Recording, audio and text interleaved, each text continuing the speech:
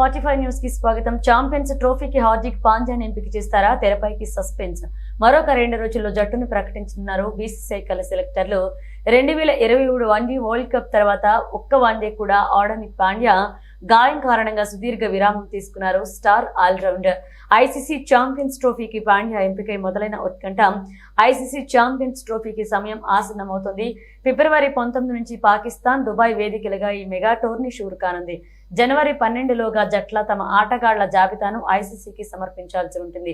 Team India ఆటగాళ్లను BCCI జనవరి 10న ప్రకటించనుందని సమాచారం. ICC deadline కు 2 రోజుల ముందుగానే ఆటగాళ్ల ఎంపిక ఉండొచ్చని తెలుస్తుంది. దీనిపై అజిత్ ఆగర్క్ సారథ్యంలోని సెలక్షన్స్ కమిటీ ఇప్పటికే ఆటగాళ్ల ఎంపికపై సమాలోచనలు చేస్తుంది. అయితే జట్టు ఎంపికలో పెద్దగా ఆశ్చర్యం కలిగించే పేరు ఏవి ఉండకపోవచ్చని స్పోర్ట్స్ పేర్కొంది. గతేడాది జూలైలో చివరిసారిగా భారత జట్టు శ్రీలంక వన్డే సిరీస్ ఆడింది. కాబట్టి ఆటగాళ్ల ఎంపిక విషయంలో సర్ప్రైజింగ్ నిర్ణయాలు ఉండవని విశ్లేషించింది.